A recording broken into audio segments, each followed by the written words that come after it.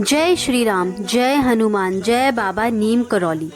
आप में से बहुत सारे लोग बाबा नीम करौली के दर्शन करने कैंची धाम तो ज़रूर गए होंगे, लेकिन क्या आप जानते हैं कि जिस कैंची धाम में आप लोग दर्शन करने के लिए जाते हैं, उस कैंची धाम में बाबा सबसे पहले कब पहुँचे और उस कैंची धाम की स्थापना कैसे हुई? तो आज के इस वीडियो में आपको बताएंगे कि कैसे बाबा नीम करौली पहुँचे, कैसे कैंची धाम बना और सबसे पहले कौन से वो व्यक्ति थे जिन्होंने कैंची धाम में बाबा जी को आके मिले, और इसके साथ ही आपको बाबा जी के कम्बल की एक ऐसी कहानी भी सुनाएंगे जो उनकी कहानियों में सबसे ज्यादा प्रचलित है। तो चलिए बाबा नीम करौली का नाम लेके आज की श्रृंखला को शुरू करते हैं। बाबा एक दिन कैंची धाम में उसी जगह पर पहुंचे जहां पे आज नीम करौली कैंची धाम बना हुआ मंदिर है। आज जब बाबा जी वहां पहुंचे तो वहां पे एक लड़का और एक लड़की खेल रहे थे जिसका नाम था उमेश तिवारी। ये छोटा सा बच्चा और उसकी बहन वहां पर खेल रहे थे और वहीं पर पास में एक खंडर था। सड़क के किनारे बाबा जी अपने एक दोस्त के साथ अम्बेडसर कार से उतरे और उस कार से उतरने के बाद इस खंडर जो उमेश तिवारी छोटा सा बच्चा था उसी जगह पर खेल रहा था। इन्हें लगा शायद ये शख्स यहाँ पर अपनी गाड़ी रोककर लघु शंका करने के लिए गए हैं, इसलिए उनको भगाने के मकसद से यह दोनों बच्चे वहां पे पहुंचे। वह उस समय 5 साल के थे जब वह वहां घुसे थे। सबसे पहले उनकी दीदी ने ही देखा था। जब ये बच्चे वहां पर पहुंचे तो वहां पे लकड़ी का बना हुआ एक पलंग था जिसे तख्त कहते हैं।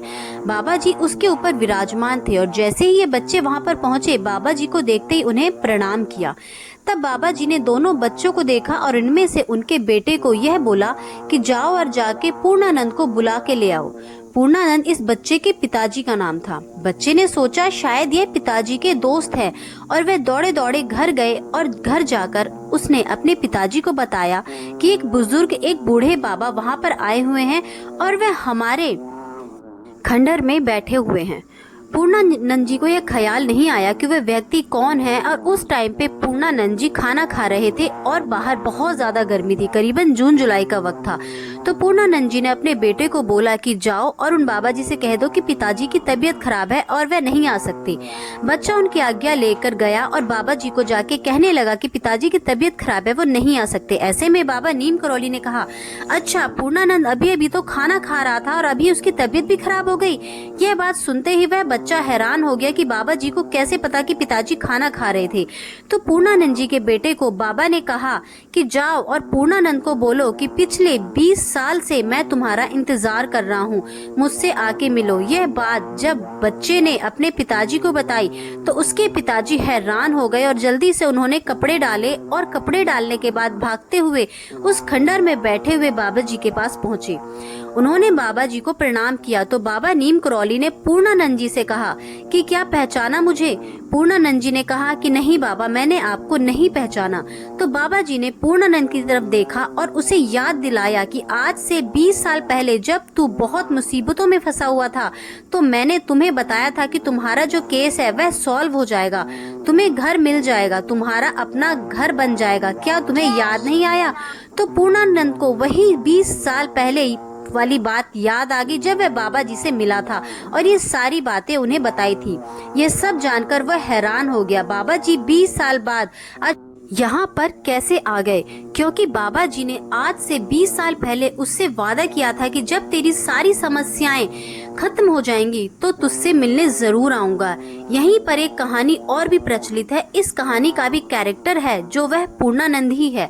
ऐसा कहा जाता है कि बाबा जी एक दिन उसी जगह पर पहुंचे जहां पर आज का कैंची धाम है और उस नदी के किनारे बैठे हुए थे। तभी सामने पहाड़ पर पूर्णानंद जा रहा था।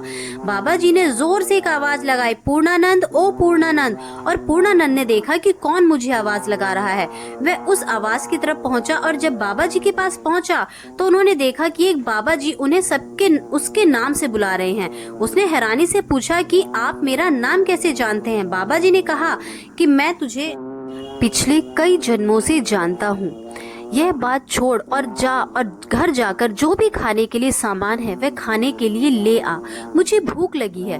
पूर्णानंद दौड़ा दौड़ा घर गया। घर जाने के बाद वह अपनी माता जी को सारी कहानी बताने लगा। घर में रूखी सूखी दाल रोटी बनी थी और वह दाल रोटी लेकर बाबा जी के पास पहुंच गया। बाबा जी ने खाना खाया। इसके बाद ये दोनों कहानियां एक साथ चलती हैं। जब बाबा जी ने खाना खा लिया और कहा पूर्णानंद कि जब पूर्णानंद पहुंचा था बाबा जी के पास अपने बेटे के कहने पे, तो उसके बाद बाबा जी ने कहा कि मुझे यहाँ पे मंदिर बनाना है, मुझे इस मंदिर को बनाने के लिए जगह चाहिए। लोगों ने कहा कि इस नदी के उस पार एक बहुत सिद्ध बाबा रहते थे, वह यहाँ पर तपस्या करते थे, आप चाहें तो वहाँ जगह पर जा सकते हैं, पर जगह को देख सकते हैं। बाबा जी गाँव वाले के साथ उस जगह पर पहुँचे। उस जगह पर पहुँचने के बाद उन्होंने गाँव वालों को कहा कि एक पत्थर वहाँ पे पड़ा हुआ था, उस पत्थर को वहां से हटाओ। वहीं पे दूसरी कहानी में बाबा जी ये कहते हैं गांव वालों को कि एक जगह है, इस जगह को खोदना शुरू करो। ऐसा कहा जाता है कि जब वो पत्थर हटाया गया और इस जगह को जब खोदा गया तो वहां से थोड़े ही समय में एक धुनी निकलना शुरू हुई। जैसे आप देखते हैं एक हवन कुंड बना होता है, उसके अंदर कुछ लकड़ियां डाल के आग जलाई जाती है और धुआं निकल कर आ रहा होता है, तो उस तरीके की धुनी वहां से निकलनी शुरू हुई। ये सारी चीजें देख के गांव वाले हैरान और परेशान हो गए, क्योंकि जो लोग वहां पे रहते थे, जो लोग वहां पैदा हुए थे, उन्होंने आज तक कभी यह जगह पर ऐसी चीजें नहीं देखी थी। वो लोग यहाँ पर गाय भैंस चराने के लिए आते थे, उन्होंने आज तक कभी यह जगह नहीं देखी। और ये चमत्कार कैसा हुआ कि वहाँ पर धुनी जल रही है, एक छोटा चिमटा भी पड़ा हुआ था। सबने बाबा नीम करोली से हाथ जोड़कर पूछा कि बाबा जी ये क्या है। बाबा नीम करोली ने गांव वालों को बताया कि ये सोमवारी बाबा की जगह है, सोमवारी बाबा यहाँ पर पूजा पाठ करते थे और अब यहाँ पर हनुमान जी का मंदिर मैं बनाना चाहता हूँ। जब यह सारी बात हो गई, यह बात होने के बाद पूर्णानंद ने बाबा जी को कहा कि बाबा जी यह तो फॉरेस्ट डिपार्टमेंट की जगह है, ये जगह आप मंदिर नहीं बना सकते। बाबा जी ने कहा कि क्योंकि तुम मुझ पर यहाँ लेकर आए हो और यहाँ पे सोमवारी बाबा ने तपस्या करी है, तो मंदिर तो यहीं बनेगा। तो रुक, मैं अगले दिन आता हूँ। अगले दिन बाबा नीम करौली ठीक 10 बजे उसी जगह पर फिर दोबारा पहुंचे जहां पर आज नीम करौली आश्रम कैंची धाम बना हुआ है, और उनके साथ फॉरेस्ट डिपार्टमेंट के काफी सारे लोग थे। जब वहां पे लोग पहुंचने के बाद उन्होंने जगह देखी और फॉरेस्ट डिपार्टमेंट को कहा कि यहाँ पे मैं एक मंदिर बनवाना चाहता हूँ, तो फॉरेस्ट डिपार्टमेंट ने कहा कि बाबा जी आप यहाँ पर तपस्या करना चाहते हैं तो एक छोटी सी अपनी झोपड़ी बना लीजिए और यहाँ पे आप तपस्या कीजिए, लेकिन हम आपको यहाँ पर मंदिर बनाने की परमिशन नहीं दे सकते। लेकिन बाबा जी ने कहा कि मंदिर तो यहीं पे बनेगा। अब फॉरेस्ट ऑफिसर ने कहा कि बाबा जी यह परमिशन हम तो नहीं दे सकते, इसके लिए तो मंत्री जी से बात करनी पड़ेगी। तो फॉरेस्ट डिपार्टमेंट के अधिकारियों ने बताया कि चौधरी चरण सिंह हैं, जो कि भारतीय जनता पार्टी के नेता हैं और इस समय यहाँ पर कृषि मंत्री हैं और यह सारे जंगलात का काम भी वही देखते हैं, उनकी परमिशन मिलना जरूरी है। बाबा जी ने इन सब की बात सुनी और वहाँ से चले गए। अब बाबा जी का चमत्कार देखिए कि ठीक 3 दिन के बाद चौधरी चरण सिंह अपने काफिले के साथ उसी जगह पर पहुंचे जहां पर आज का कैंची धाम बना हुआ है। वहां पे बाबा जी भी मौजूद थे। चौधरी चरण सिंह वहां पर पहुंचे, बाबा जी को प्रणाम किया। शायद बाबा जी ने अपनी कोई लीला चौधरी चरण सिंह को जरूर दिखाई होगी पिछले 3 दिन में। और जब वह वहां पर पहुंचे तो उनके साथ फॉरेस्ट ऑफिसर भी थे। बाबा जी को प्रणाम करने के बाद बाबा जी ने कहा कि मैं यहाँ पर एक मंदिर बनवाना चाहता हूँ, मुझे थोड़ी सी जगह चाहिए। चौधरी चरण सिंह ने तत्काल बाबा जी को जगह देने का वादा कर दिया और बाबा जी से पूछा कि आपको कितनी जगह चाहिए। बाबा जी ने एक इशारे से बताया कि मुझे इतनी जगह चाहिए और चौधरी चरण सिंह ने फॉरेस्ट डिपार्टमेंट के ऑफिसर को आदेश दिया कि जितनी जगह बाबा जी मांग रहे हैं उनसे ज्यादा 3 और 4 गुना यह जगह बाबा जी को उनके मंदिर के लिए दे दी जाए। और उसके बाद शुरुआत हुई यहाँ पर हनुमान मंदिर बनने की। तो आज का कैंची धाम है। लेकिन इसके बाद बाबा नीम करौली ने चौधरी चरण सिंह को एक आशीर्वाद दिया कि तुम एक दिन भारत के प्रधानमंत्री बनोगे, और ऐसा ही हुआ। 28 जुलाई 1979 के अंदर चौधरी चरण सिंह, जो कि भारत के प्रधानमंत्री बने थे। बाबा जी की वह लीला जिससे बया आज का कैंची धाम, जहाँ पर हम लोग बाबा जी के दर्शन के लिए जाते हैं। अब बात करते हैं बाबा जी के उस एक कहानी की जिस कहानी ने हर एक व्यक्ति को आश्चर्यचकित कर दिया। आपने बाबा नीम करोली को जब भी देखा होगा तो आपने देखा होगा कि वह एक कंबल ओढ़े हुए रहते हैं। इसी कंबल की एक चमत्कारिक कहानी है। यह समय था 1943 का, जब बाबा नीम करोली एक शाम एक घर के पास पहुँचे तो फतेहगढ़ उत्तर प्रदेश में उस घर के दरवाजे को खटखटाया। वह घर था एक निर्धन परिवार का, जहाँ पर एक पत्नी और पत्नी रहते थे और बाबा जी को बहुत ज्यादा मानते थे। जैसे ही दरवाजे के ऊपर खटखटाने की आवाज आती है, दंपत्ति बाहर निकलता है और देखता है बाबा नीम करोली उनके दरवाजे के बाहर खड़े हैं। यह देख के सबसे पहले तो वह हैरान और परेशान हो जाते हैं, लेकिन जब तक उनको समझ में आए कि बाबा जी उनके पास कैसे आ गए, बाबा जी ने कहा, क्या कुछ खाना नहीं खिलाओगे? शाम का समय था, घर में दाल रोटी बनी थी। पति पत्नी ने वह दाल रोटी बाबा जी को खिलाई। वह रोटी खाने के बाद बाबा जी एक लकड़ी के पलंग के ऊपर बैठ गए। पति पत्नी अभी भी बहुत ज्यादा हैरान थे और उन्हें समझ ही नहीं आ रहा था कि बाबा जी यहाँ पर रात को कैसे पहुँच गए। बाबा जी ने कहा कि मुझे अब नींद आ रही है, जब मैं सो रहा हूँ तो मुझे कुछ भी हो जाए, मुझे उठाना मत, मुझे जगाना मत। इसके बाद बाबा जी ने कम्बल ओढ़ लिया और वहाँ पर सो गए। थोड़ी देर के बाद पति पत्नी को यह एहसास हुआ कि बाबा जी को कुछ समस्या हो रही है, बाबा जी को कुछ तकलीफ हो रही है और वह करवट बदल रहे हैं और करवट बदलने के साथ साथ करा रहे हैं। ऐसा लग रहा है जैसे उन्हें कोई पीड़ा है, उन्हें कोई दर्द है या वे किसी चीज से बचने की कोशिश कर रहे हैं। पूरी रात पति पत्नी वहीं पर बैठे रहे और बाबा जी को देखते रहे कि बाबा जी बहुत तकलीफ में है, लेकिन बाबा जी ने आदेश दिया था कि उन्हें उठाना नहीं, इसलिए उन्होंने बाबा जी को उठाने का प्रयास नहीं किया। लेकिन सारी रात ऐसे ही बीत गई। बाबा जी ऐसे ही कराहते रहे, ऐसे ही करवट बदलते रहे। सुबह हुई, सूर्य निकला और बाबा जी जब खड़े हुए तो उन्होंने इस कम्बल को समेटा और कम्बल को समेटने के बाद इस दंपत्ति को पकड़ाया और कहा कि इस कम्बल को गंगा जी में प्रवाहित कर देना और चिंता मत कर, तुम्हारा बेटा 1 महीने बाद वापस आ जाएगा। अब वो दंपत्ति हैरान और परेशान हो गए कि बाबा जी को कैसे पता कि हमारा बेटा पिछले काफी समय से घर नहीं आया है, कहीं बाहर गया हुआ है और उसकी कोई खबर भी नहीं आई है।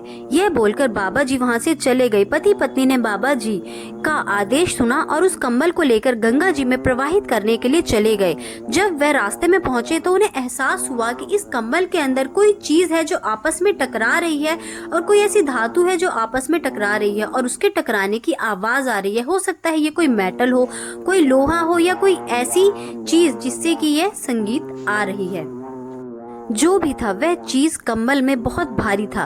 पति पत्नी को जिज्ञासा हुई कि वह इस कंबल को खोल के देखे, लेकिन क्योंकि बाबा जी का आदेश था इसलिए उन्होंने उस कंबल को खोला नहीं और गंगा जी में जाकर उस कंबल को प्रवाहित कर दिया। बात आ गई हो गई। 1 हफ्ता निकला, 2 हफ्ता निकला, 3 हफ्ते निकले और जैसे ही 4था हफ्ता निकला, ठीक 1 महीने बाद सुबह सुबह घर के दरवाजे के ऊपर खटखटाहट होती है।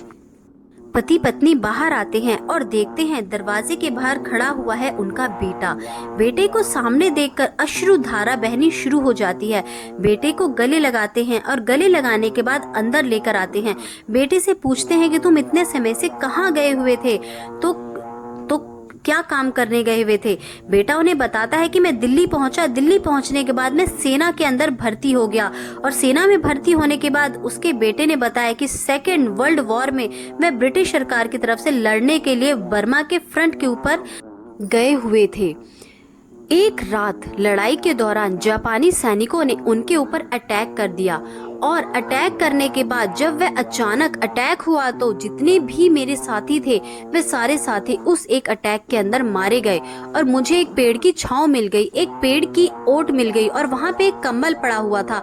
मैंने वह कंबल ओढ़ा और किसी तरीके से बचने की कोशिश करी। चारों तरफ से गोलियां चल रही थी और चारों तरफ से मेरी गोलियां वह सारी रात निकलती रही, लेकिन मुझे कुछ भी नहीं हुआ। किसी तरीके से मैं बच पाया। सुबह और फोर्स आई और फोर्स आने के बाद हमने जापानी सैनिकों के पीछे खदेड़ दिया और मेरी जान किसी तरीके से उस रात बच गई। अब वह पति पत्नी को ख्याल आया कि वह वही रात थी 1 महीने पहले ठीक जब बाबा जी उसके घर आए थे, बाबा जी ने कम्बल ओढ़ा और बाबा जी ने जब वह कम्बल ओढ़ा तो वह वही गोलियां थी उस कम्बल के अंदर जो खनक रही थी। जब ये उसे गंगा जी में प्रवाहित करने के लिए ले जा रहे थे, ये वही गोलियां थी जो उस समय पे जापानी सैनिकों ने उनके बेटे के ऊपर चलाने की कोशिश करी, उनको मारने की कोशिश करके। लेकिन बाबा जी के आशीर्वाद से, बाबा जी के कम्बल के आशीर्वाद से एक भी गोली उनके बेटे को नहीं लगी और वह सही सलामत घर वापस आ गया। एक विश्वास था उस दंपत्ति का नीम करौली बाबा के ऊपर, और एक ऐसा माना जाता है कि जो बाबा नीम करौली के ऊपर पूरा विश्वास रखते हैं, पूरी श्रद्धा से उन्हें मानते हैं, उन्हें जिंदगी में कभी कोई कष्ट नहीं होता। और अगर किसी कष्ट के समय आप बाबा को पुकारते हो तो ऐसा हो ही नहीं सकता कि बाबा नीम करौली आपके कष्टों को ना सुने, आपके कष्टों को खत्म ना करे। बाबा नीम करौली बाबा हनुमान जी के अवतार हैं और बाबा जी से चाहे आज हमारे बीच में ना हो, लेकिन बाबा नीम करौली हमेशा आपके पास रहते हैं। अगर आप सच्चे दिल से उन्हें मानते हो तो बाबा नीम करौली आपकी हर एक इच्छा पूरी करने के लिए हमेशा आपके पास रहते हैं। बाबा जी से दुआ कीजिए कि आप बाबा नीम करौली के दर्शन करने कैंची धाम जाएं। हम भी बाबा जी से प्रार्थना करेंगे कि आप वह दर्शन जरूर करें, कैंची धाम जरूर बुलाएं हम लोग और आपको दर्शन दें। विदा लेती हूँ यहीं पर। आशा करती हूँ आज का यह वीडियो आपको अच्छा लगा होगा, आपके लिए लाभकारी होगा। जय बाबा नीम करौली, जय श्री राम, जय हनुमान जी।